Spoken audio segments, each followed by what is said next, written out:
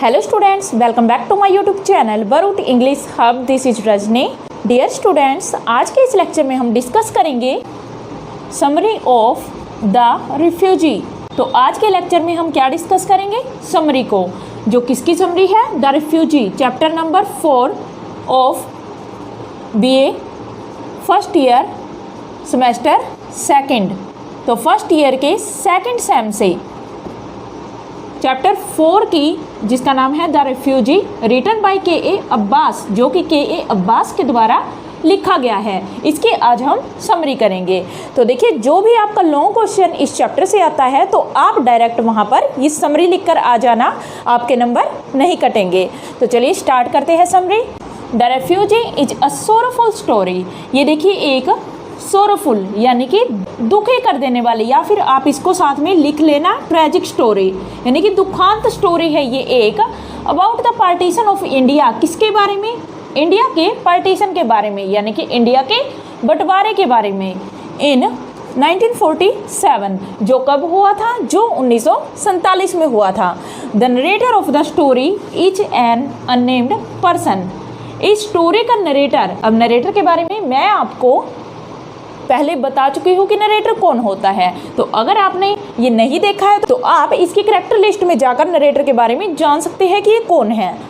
तो यहाँ पर देखिए, the narrator of the story is an unnamed person. इस स्टोरी का नरेटर एक अनाम व्यक्ति है, यानी कि बेनाम व्यक्ति, जिसका कोई नाम ही नहीं है, ऐसा व्यक्ति है, यानी कि स्टोरी के अंदर इस नरेटर का नाम नहीं दिया गया है। Who had a Sikh friend, जिसका एक सिख मित्र है, यानी कि सिख कम्युनिटी से है, उसका जो फ्रेंड है। Who first work in Lahore, जो पहले, यानी कि ये सिख फ्रेंड है जो कहाँ काम करता था पहले? तो ये काम करता था लाहौर में, और इसके बाद इसका सिख फ्रेंड कहाँ चला जाता है? कैलकाटा चला जाता है। Then in Calcutta and finally settled in Bombay, और अंत में यानी कि लास्ट में जाकर इसका ये सिख फ्रेंड है कहाँ पर काम करना या फिर सेटल कहाँ हो जाता है? तो वो हो जाता है बॉम्बे में।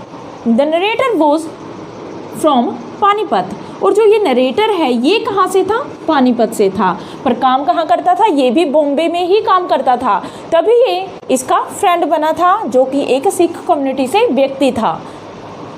After the partition of India, Bharat के बंटवारे के बाद, यानी कि भारत और पाकिस्तान जब आपस में बट जाते हैं, व्हेन देयर वर रायट्स, जब क्या हुए थे? दंगे हुए थे। And Hindu, Muslim and Sikhs, और देखिए जो ये सिख कम्युनिटी थी, हिंदू कम्युनिटी थी, यानी कि हिंदू समाज, मुस्लिम समाज और जो सिख समाज था, इनके बीच क्या हुए थे? दंगे हुए थे। हिज मदर लेफ्ट पानीपत, तो नरेटर की मदर ने पानीपत को छोड़ दिया, क्योंकि नरेटर अभी मैंने आपको बताया कहाँ से था? पानीपत से। उसकी मदर कहाँ से थी? पानीपत से थी। तो देखिए, उन्होंने जब दंगे हुए तो उन्होंने पानीपत को छोड़ दिया विद अदर विमेन। और देखिए, जो नरेटर है, इसकी मदर, इसने जब पानीपत को छोड़ा, लेफ्ट किया, तो किन के साथ किया? और भी औरतें थी इनके साथ, एंड चिल्ड्रन, और साथ में कौन थे? बच्चे थे, ऑफ हर फैमिली। और ये किनके थे? तो उसी के परिवार के बच्चे थे, यानी कि इनकी एक जॉइंट फैमिली थी, और दंगे होने के कारण इन्हें पानीपत को छोड़ के यहाँ से जाना पड़ा। It was the same day, और ये वही दिन था, सेम डे था ये, when narrator's Sikh friends mother, और जब जो ये नरेटर है, इसका एक जो सिख फ्रेंड था, उसकी माँ को भी आफ्टर लिविंग रावलपिंडी को छोड़ने के बाद, after living Rawalpindi, both women, यानी कि जो नरेटर की मदर है और जो उसके सिख फ्रेंड की मदर है, इन दोनों विमेन को क्या करना पड़ा? इन दोनों औरतों को रिस्ट एट बॉम्बे। तो ये अपने अपने शहरों को छोड़कर, अपने अपने घरों को छोड़कर कहाँ आ जाते हैं? ये सारे बॉम्बे आ जाते हैं। और देखिए, सेम डे ही था उस दिन, जिस दिन नरेटर की मदर और उसके सिख फ्रेंड की मदर कहाँ पहुँचे? एक ही दिन सेम टाइम पर बॉम्बे पहुँचे। तो देखिए, नरेटर और उसका सिख फ्रेंड दोनों ही बॉम्बे में काम करते हैं, और जब दंगे हुए तो ये नरेटर की मदर है पानीपत में थी और नरेटर के फ्रेंड की मदर है वो रावलपिंडी में थी। और जब दंगे हुए तो दोनों को अपने घर बार छोड़ के भागना पड़ा, निकलना पड़ा वहां से, और दोनों ही लास्ट में आकर अलग अलग एरिया से यानी कि अलग अलग क्षेत्र से दोनों की ही मदर लास्ट में कहाँ पहुंच जाती है, एक ही जगह पर पहुंच जाती है, वो होता है बॉम्बे।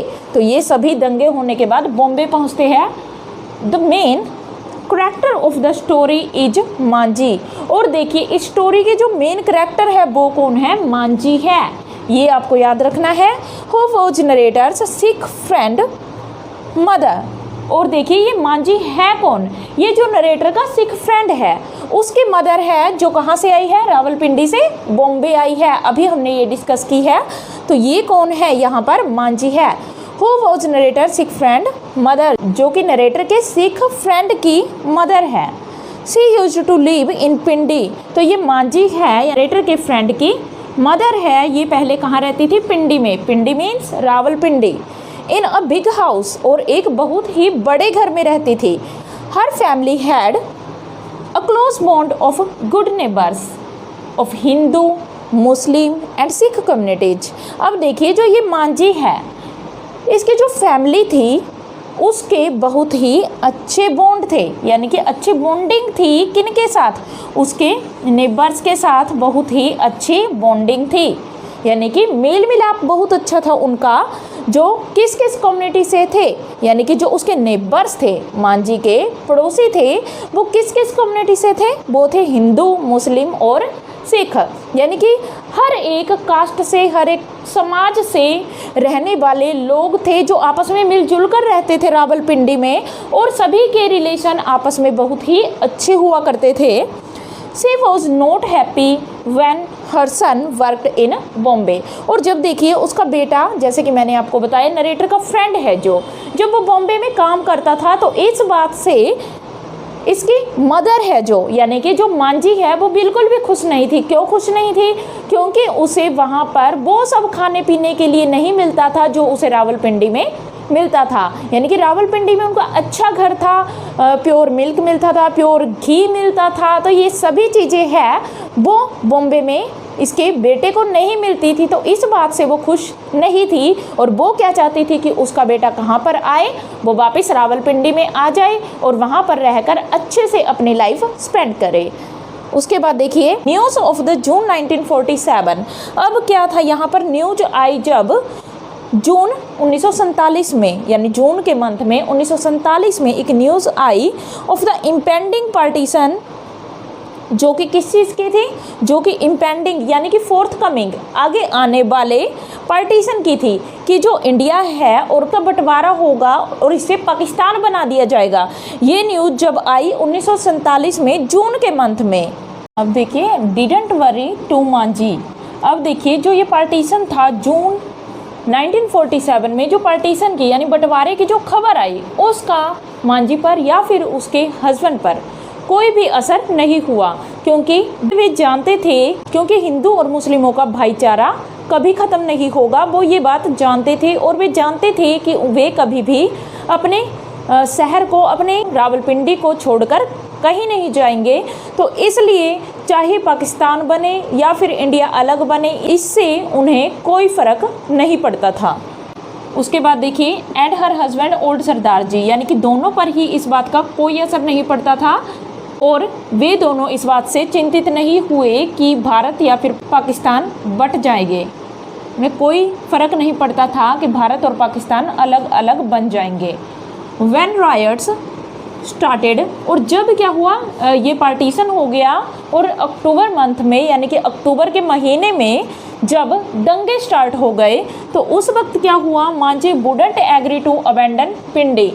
उसके बावजूद कि दंगे स्टार्ट हो गए और सभी कम्युनिटीज आपस में एक दूसरे पर वार कर रही थी, यानी दूसरे को वो कैसे मार रही थी, तो इसके बावजूद भी मांझी नहीं चाहती थी कि वो अपने पिंडी को, यानी कि रावलपिंडी को छोड़कर यहाँ से चली जाए, और वो उसे त्यागने के लिए, अबेंडन मीन्स त्यागना, यानी वो इसे त्यागने के लिए, रावलपिंडी को त्यागने के लिए कभी भी एग्री नहीं हुई थी।